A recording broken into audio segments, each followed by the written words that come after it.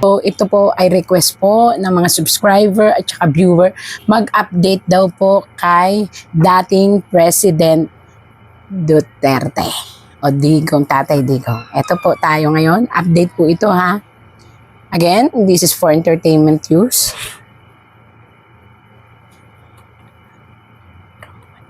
Pakita mo sa akin kung ano nakikita mo. Ang katotohanan na nakikita mo mula sa kung nasaan si Tatay Digong. Nakaban ako. Okay. 11. Since 11 po, November ngayon. Kinakabahan ako. Sa totoo lang po, kahit ako minsan nasusupresa sa tarot. Again po, taga-basa lang po ako. Wala po akong kahit anything na involvement sa mga tao. Pero ano po to, kung ano po ang sinasabi ng tarot, ini-interpret ko lang po. Still, nakakabilib. Ang tatag pa rin ng pamilya. Ito ay isang pamilya. Kaya lang lalaki ang nag-reconsidered kasi maaaring ito ay, nakikita niyo po yan, isang lalaking napakatatag. Siya ngayon ang nagbibigay ng katatagan sa buong pamilya. Maaaring ito ay anak niya na panganay na lalaki. At ito naman po ang ating Vice President. Bakit po siya ay anong tawag daw, baliktad? Ibig sabihin po nito, masakit na masakit sa kanyang damdamin, pero umahawak siya sa katotohanan na hindi pa dito magtatapos ang anumang laban tungkol sa kanyang ama. At nananatili siyang matatag ang paninindigan na hawak niya ang posibilidad na tapang para maihanda ang kanilang mga sarili. Pero nakikita nyo po siya na ang daming mga pebbles, ang daming mga different kind of colors ng stone.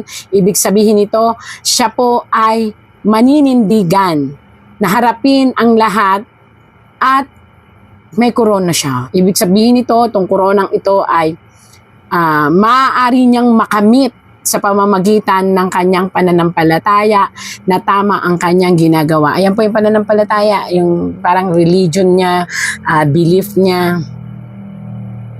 Ito, anak naman niya to.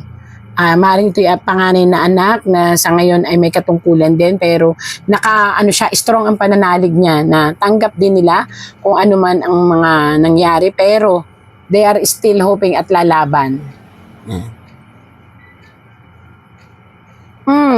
Ito ay isang anak na lalaki, maaaring ito ay si Baste.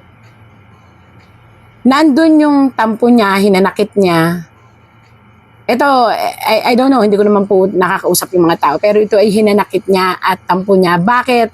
Kinakailangan danasin ng ama niya ang lahat, samantalang ginagawa lang daw naman ng kanyang ama kung ano ang makabubuti sa inang bayan ito. Pero because of money, naniniwala siya na dahil sa limpak-limpak po ito na salapi, ito ang dahilan kung bakit ang kanyang ama ay napepending sa isang malayo. Hindi dahil sa kaso. It means na naniniwala siya na may nagmamanipulate ng kaso ni dating presidente ni Tatay Digong. Yun ang kanyang saloobin. Ano po? At ito naman po, siguro kung nakakarinig man po ang ating gobyerno, why not we try para po naman mahinto na ang anumang nangyayari sa ating Pilipinas. Again and again, naalala niyo po noon nung tinarot ko na ang sabi ko ay isang perma lang ng isang namumuno, marirelease si Tatay Digong. Actually, dapat pong marilis na si Tatay Digong. Kung noon, sinabi ko, nung kainitan ng lahat ng sitwasyon at hindi pa nalalabas ang mga anomalya ng flood control, sinasabi ko noon, ingat si Tatay Digong. Ngayon po, ako na ang nagsasabi, ayon naman sa tarot. Dapat na siyang ma-release, dapat na po siyang pauwiin, kasi po, we are running out of time. Mayroon pong dinaramdam na ang ating presidente, dating presidente. At ito po, pag may nangyari sa kanya, maraming pagsubok at kaguluhan ang darating sa Pilipinas. At hindi ito sa pamahalaan lang, kung hindi ito sa matinding ekonomiya at sa ating kalikasan. Tandaan nyo po, 3 malalaking problema ang darating sa atin pag hindi po na-release ang ating presidente, dating presidenteng Rodrigo Duterte. Alam niyo po ba ito? Itong sibat na ito? Kung bibilangin ko to, 1, 2, 3, 4, 5, 6, 7, 8. Ang 8 pong iyan ay nasa hangin. Ang ibig tapos nasa ulap po yung 2. Ay hindi, 3 pala ang nasa ulap. Ang ibig sabihin niyan, didepende na ito sa kalikasan. Pangalawa, ekonomiya. Totally pong babagsak ang ating ekonomiya. Naalala niyo po yung dati kong tarot na kapag hindi na palabas ang Tatay Duterte, ay babagsak ang ating ekonomiya. Hindi po ba't nangyayari na ngayon? Pagkatapos, sa pamahalaan natin, maraming gulo, maraming pag-aaklas, at talagang napakadami pong darating na problema sa ating gobyerno kahit ano pong gawin ay hindi na malalampasan. Ekonomiya pa. Pangatlo, ano po itong pangatlong sinabi ko sa inyo? Ang kalikasan. Hindi nyo po ba napansin? Ito po ay hindi na to hindi ito ako nananakot. Tarot po ito ang nagsasabi. Protected by the nature. Pakiusap po.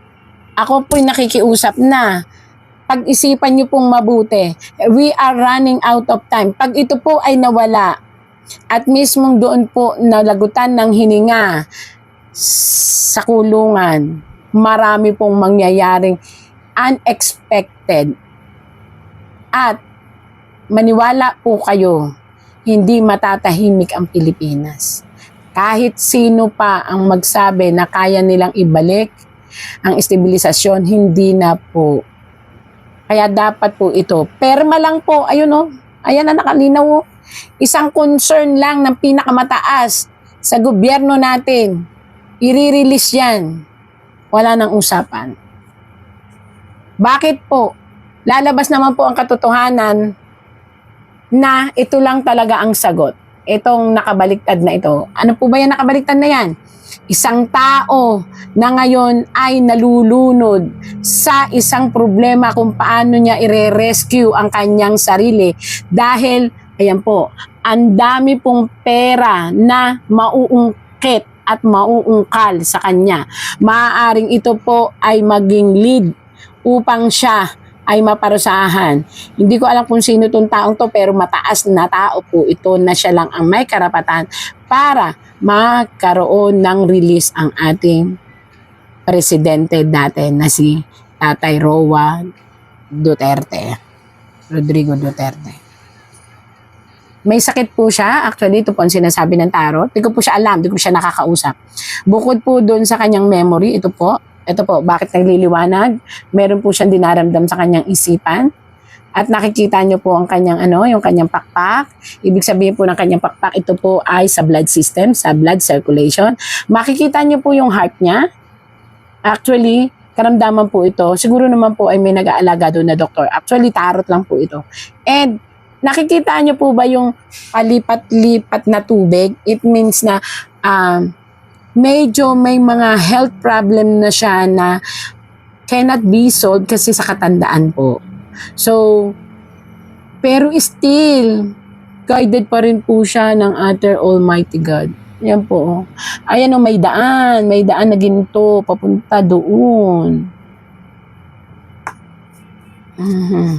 Alam niya may daan na ginto, papunta doon sa may liwanag na araw. Talaga pong kahit saan ko tingnan, hindi po ako sasabihin nyo ako ay bayaran, hindi po. Ayan po ang tarot po. Yan, ginto, papunta doon. Kayo na po ang tumingin. Ginto, papunta doon sa may araw. Ibig sabihin, nasa lahi niya ang magbibigay ng magandang konsepto sa Pilipinas. Hindi man po siya ang makabalik. Dahil nga, iba na ho ang tingin ng tarot sa kanya. Isa rin sa lahi niya, ang muling mabubuhay na malakas at uupo.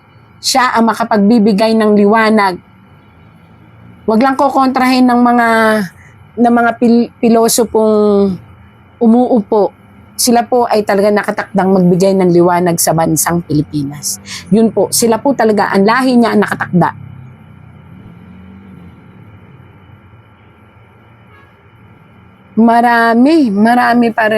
Marami pa rin ang nakikisimpatya sa tatay natin, halos lahat po. Actually, hindi ko alam kung sino ito. Dalawang tao ang nakikipag-usap. Ito po ay tarot lang ha. Ako'y tagabasa. Itong dalawang taong ito, dalawang taong ito. At isang malaki. Pag sinabi po nating red tapos may ganyan, may kinalaman ito. Hindi siya ibig sabihin kapamilya. Pero siya ang humahawak. Parang isang caretaker. Maaring ito ay sa ICC. Kasi nagre-represent ito ng isang humahawak sa mismong taong ating hinuhulaan. So, ibig sabihin may dalawang tao daw po na still nakikipag-communicate, hindi ko alam, sa ICC. At itong dalawang taong ito ay may kinalaman para makalaya ang ating mahal na dating presidente. Ibig sabihin, kapag itong dalawang ito ay nag-conceive at pumayag, makakalaya po. Ito po yung Pilipino, dalawang Pilipino.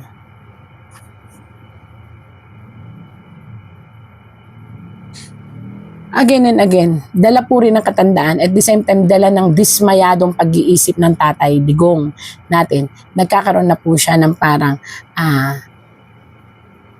mga salita na parang nagpapaalam. Ito po yun. Mga salitang tila nagpapaalam.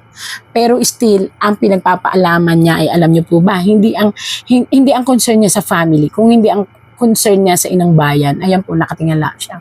Para siyang si Rizal. Alam niyo yung binaril siya, di ba? Nakatingin siya doon. Siya ganon. Ang pinagpapaalaman niya ay ang inang bayan.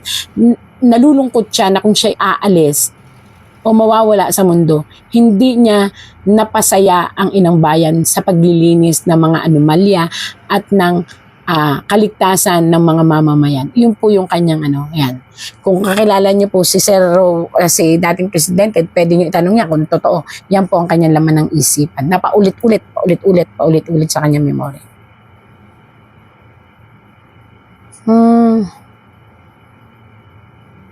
Magtutwist po.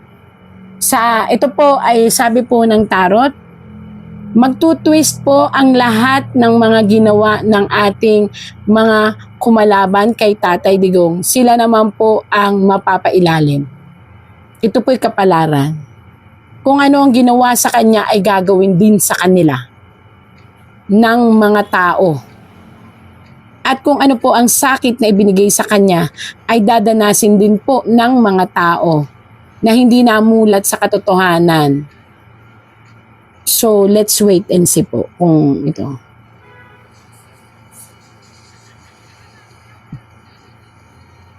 Mamili lang po ang ating mga nakaupo. Pauuwiin siya or hindi. Once na pinauwi po siya, maaaring malampasan pa ang galit ng tao.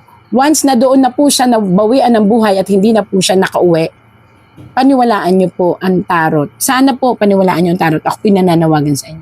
Isang napakalaking pagsubok at dagok sa Pilipinas na maaaring kahantungan ng totaling pagbagsak ng ating ekonomiya at pagkawala ng respeto ng mga tao sa mga lahat ng nakaupo na may kinalaman sa pagkawala niya dito sa Pilipinas at pagkakulong sa dahig.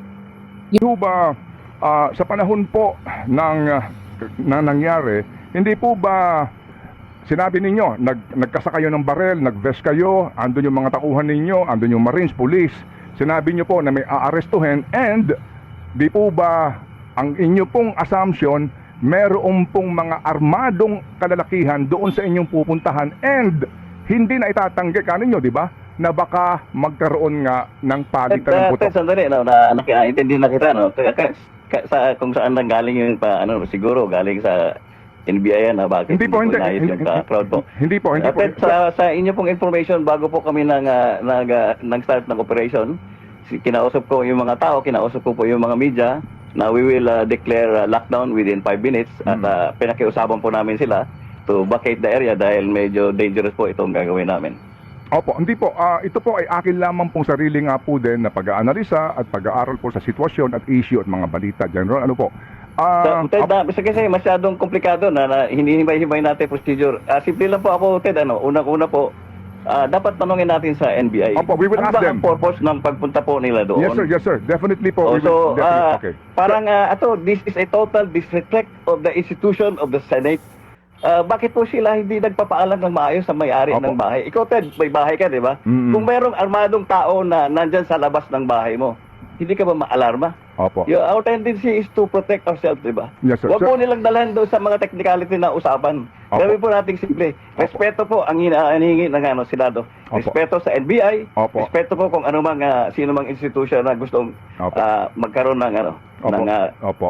gustong gawin sa NBI. Opo. Pero naman po ang ating kaya mga senador na ako po, matagal na ako sa Congress, matagal na ako sa Senado. Kung meron po tayong gustong pakiusap sa Senado o sa Kongreso, binibigay naman ng mga senador, ng mga congressman niya pag pinag-usapan ng maganda. Opo. Ito Pero po, para pong General. ang feeling po namin, Ted, binastos po kami, binastos Opo, po ang opo. Senado, Yes, sir. binastos po ang ating mga senador, binastos po ang ating Senate President. Dahil nung Monday po, kausap po namin si Director Matibag. Sir, At sir. may mga pinramis po sila sa amin na imbestigahan nila, na binugbog nila yung tao namin nung Monday, Opo, magsasabit opo. siya ng investigation report. Opo, opo. Hindi po niya ginawa, Ted. Sa halip, bumalik po sila dyan na hindi man lang sila nagsabi. Opo. Yes, sir. Kaya po nagagalit yung aming Senate President. Okay. Opo, naunawa.